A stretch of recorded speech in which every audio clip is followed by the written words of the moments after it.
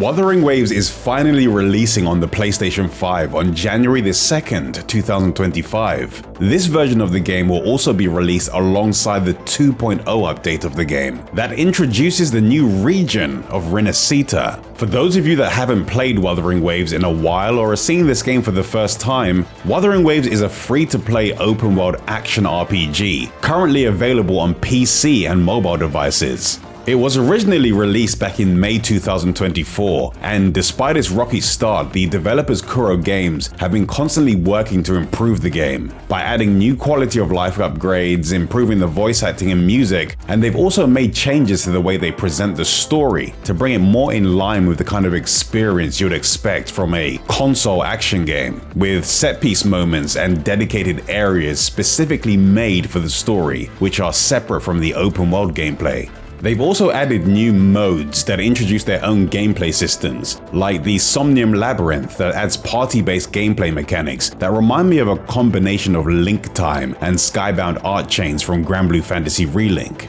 They've also been improving the Elusive Realm, which is a multi-floor dungeon roguelike mode in Wuthering Waves. This mode gives characters new attacks and gameplay mechanics that they don't usually have access to in the main game, and the randomized modifiers that you can layer onto your character in this mode end up leading to some crazy combinations. And as a bonus, if you want to test out a character that you don't own yet, they may be available for you to use while playing in this mode. The PlayStation 5 version of Wuthering Waves was originally announced to be in development back in July, and an early version of it was available for people to play back at the China Joy event that was happening around the same time as the announcement. But after the initial announcement, we didn't really hear much else about this version of the game. But now the PlayStation 5 version of Wuthering Waves is actually real, and an item bundle for it is available for pre-order on the PlayStation Store right now. This bundle is definitely not necessary for you to play the game once it releases, but it does have a few items that help players get started.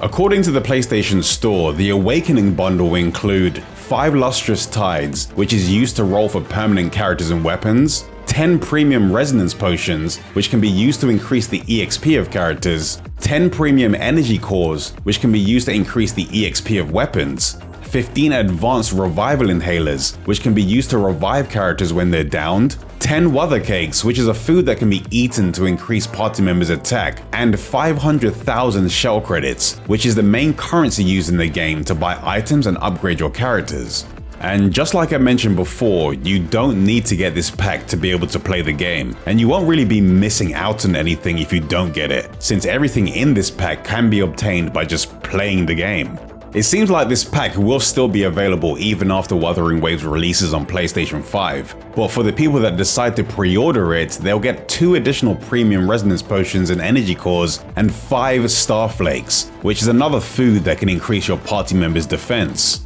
Even though the focus of Wuthering Waves is its single player, it does have multiplayer modes and requires an internet connection while playing. Thankfully, since it's a free-to-play game, it shouldn't need a PlayStation Plus subscription, so you should be able to play the game freely without needing to spend any additional money. Wuthering Waves is a gacha game though, so you can spend money to buy monthly passes or roll for new characters and weapons. But KURO Games have been pretty generous when it comes to this game, and I've had no problem obtaining all of the characters and weapons that I've wanted as someone that hasn't spent any additional money on this game since it launched. Since I personally prefer to support gacha games that I like through buying merch, or making content, or attending in-person events when I have the chance. I'm not sure how KURO Games plans to handle the account linking at the moment, but they did announce that your game progress will be synced across PC, mobile, and PlayStation 5 platforms. So if you want to play with friends on other platforms or make a start on another platform and then transfer over to the PS5 version once it releases, that should be possible.